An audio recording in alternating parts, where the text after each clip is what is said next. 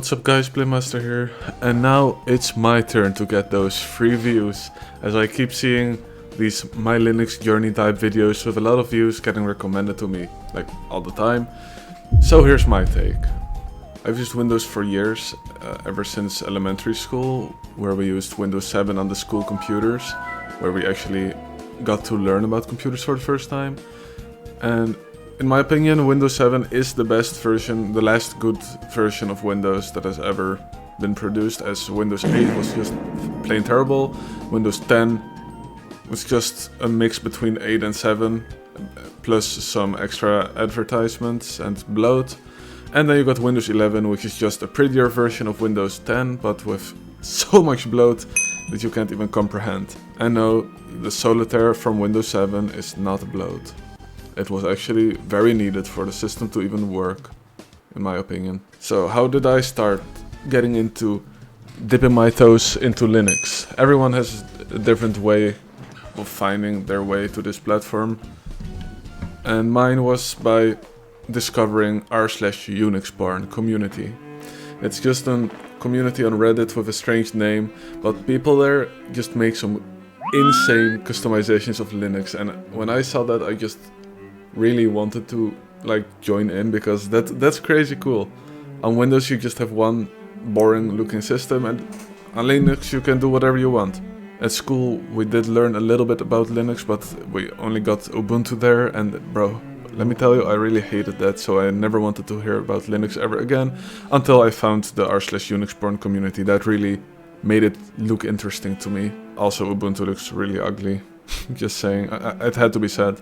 But eventually, when I got out of school, I installed the Linux Mint on my laptop while still using Windows 11 for my gaming PC, and I didn't hate it. It was pretty nice, actually. The reason I went for Mint was because that was just the main one being recommended to everyone at the time. And while I didn't really like Cinnamon, I mean, it worked. I didn't have to deal with no driver issues or whatever. It just kind of, worked, as the system needs to do. In the meantime, of course, I did hear about the privacy advantages, but at the time I didn't really care that much. I cared a little, but never to the extent that I care about it at this time. So I did understand that it's more privacy friendly, which is nice, but I didn't really care. It was no reason for me to switch away from Windows. But when I finished school eventually, after all those years, it was just 3 years, but still, I wanted to do a 1-month vacation before starting my 9 to 5. And they agreed. They actually agreed to just let me start after 1 month. So I got 1 month of just doing nothing, just dicking around in my room. And in that vacation I really wanted to learn r/Linux because it looked really cool. Every RICE on r/Unix porn used either Arch or Nix. There was the I use Arch by the way meme. There were so many reasons for me to use Arch over any other system, especially because it seems really cool to me install a system that's that complicated. And it just seems like it seemed like a fun challenge at the time, which it was.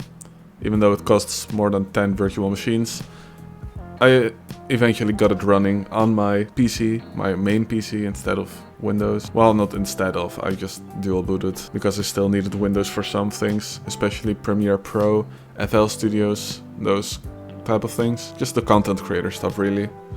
But of course, because I was on r/Unix porn, I did find out about Hyperland and tiling window managers, which I actually loved how that looks. It's way cooler than a normal computer. I just knew that I wanted that eventually. But I didn't want to config my entire system within a terminal, and I still don't. That sounds terrible. That doesn't even sound like a fun time. Maybe to do it once, but I like to keep changing my system every now and then. And that's just really annoying to have to do it through the command line every time. And Hyperland doesn't come with an app, so I didn't go for that. Instead, I went with KDE Plasma, because KDE looks really a lot like Windows, so it's really easy to get used to how it works. Very easy, very nice looking, especially because it's also really customizable. way more than Windows. And it gave me the opportunity to tile windows for the first time with Kite. Great program that I don't know how many people know about it, but Kite is a real nice KDE Quinn script that you can just install on your system, and then it can tile the windows for you on KDE Plasma, as KDE does not have it built in. And while it does work, and it works pretty well, it's not perfect. It's not like how it looks in Hyperland. It's a little funky, but it's still nice if you want to use KDE Plasma with tiling window manager.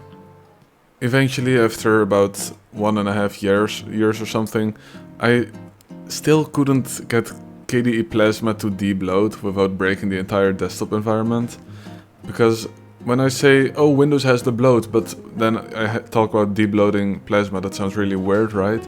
But Plasma by default comes with KDE applications, which you can choose to not install it, but my dumbass did install it on installation, and apparently you cannot uninstall it if you're not going to uninstall the entire system. So I did. I eventually decided to reinstall the entire system. Well, not the entire system, just KDE. I would have deleted KDE and then reinstalled it without the applications. But it broke and it didn't want to work anymore.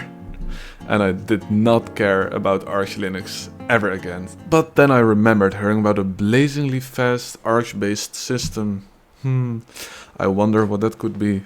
This is a very snappy operating system. CachyOS. So I installed CachyOS after disregarding it at first, of course, because I've seen EndeavourOS, I've seen Manjaro, and Endeavour was pretty fine. It was nice. It's just Arch but easier. And Manjaro, I've never heard any good things about that, so I'm never installing that ever on any system I will ever own in my entire life. Most likely. Unless they do a complete 180 and suddenly become the best distro, but I highly doubt that. Anyway, I installed CachyOS still with KDE Plasma because I'm a boring bitch. And it did work, also with the Kite window manager, of course. And CachyOS is so much nicer than Arch when you really install it for the first time. It feels so much more modern. I guess the Arch way isn't to be modern and to be usable, it's just to... The idea with Arch is that you build your entire thing yourself, but eventually I guess I kinda got fed up with that, where you have to do everything yourself the entire time.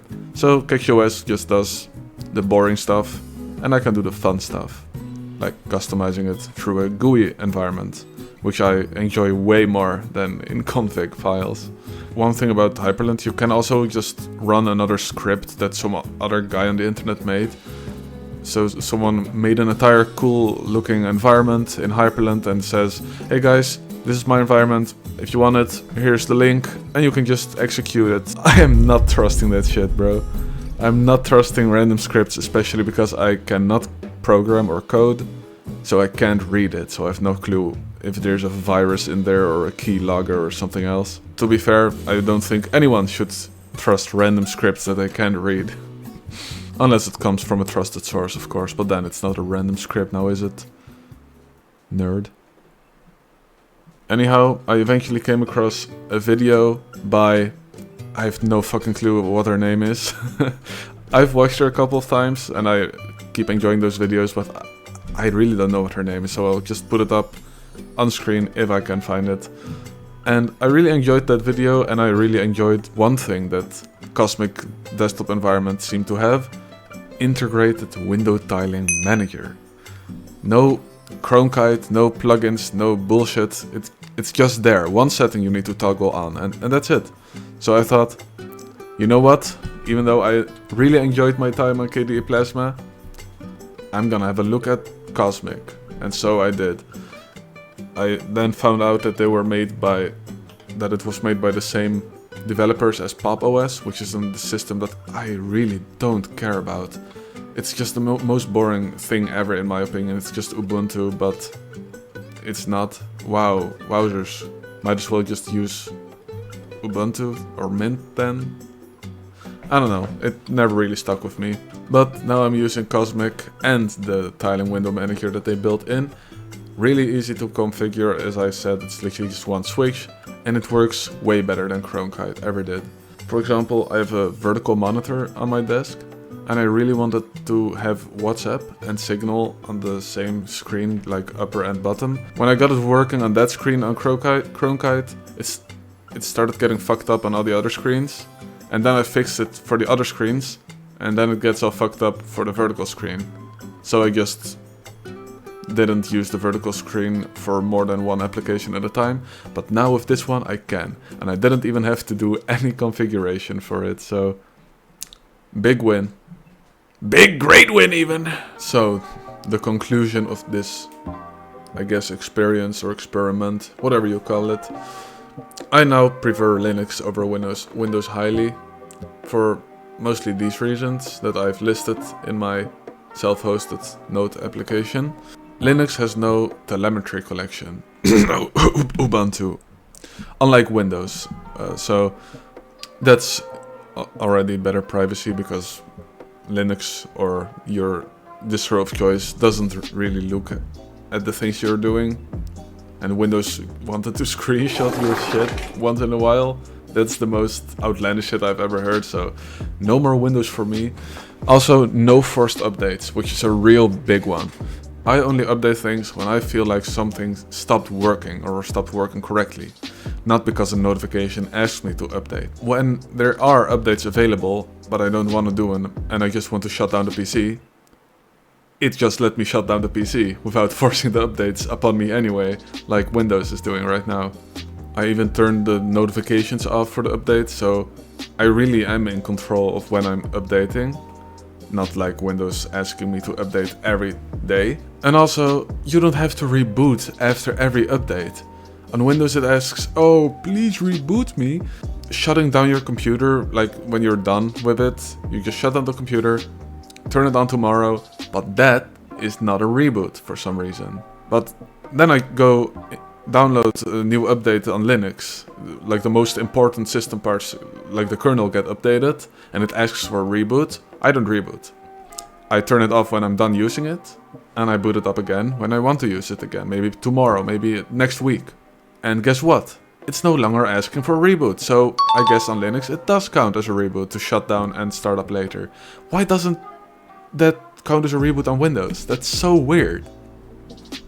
I did, of course, have to switch around some apps because Adobe Premiere Pro, for example, doesn't work on Linux, but that's not a bad thing for most programs because, for example, I switched Adobe Premiere Pro for Kdenlive, and this is actually just way better. Of course, Adobe Premiere Pro did have my effects that I don't have on Kdenlive, and I don't know how to get them, like little glitch effects and whatnot. I just feel more in control when I use Kdenlive for most things. Also, for example, why is Shift Scroll? Why is that the thing to zoom in and out of a project in Premiere Pro? That doesn't make any sense. Why is it Shift and not just Control, like it is on every other platform, including Kdenlive? Even Word has that right. Why doesn't Adobe Premiere Pro? Like what? And of course Premiere Pro costs a lot of money and Kdenlive is literally free, so you can't really argue with that. And as everyone else has been saying in these videos, yes, gaming works really well on Linux nowadays. You can just install Proton through Steam. I believe it goes automatically nowadays even. You used to have to press a button to do it, now it just happens. But even if it doesn't work straight out of the box, you can just use ProtonDB. It's a nice website where even if you don't want to tinker with different settings, different versions of Proton, you can just go there, look up the game, and 10 other people will have already tried to make it work. And they had make it work most likely. And they put it on the website, so you immediately just know how to make it work without tinkering at all. So that's really awesome. Anyway, that's all I had for today. Please like, subscribe, comment down below any questions or maybe comments that you have. Like, you know, comments below. I guess that's what the comment section is for.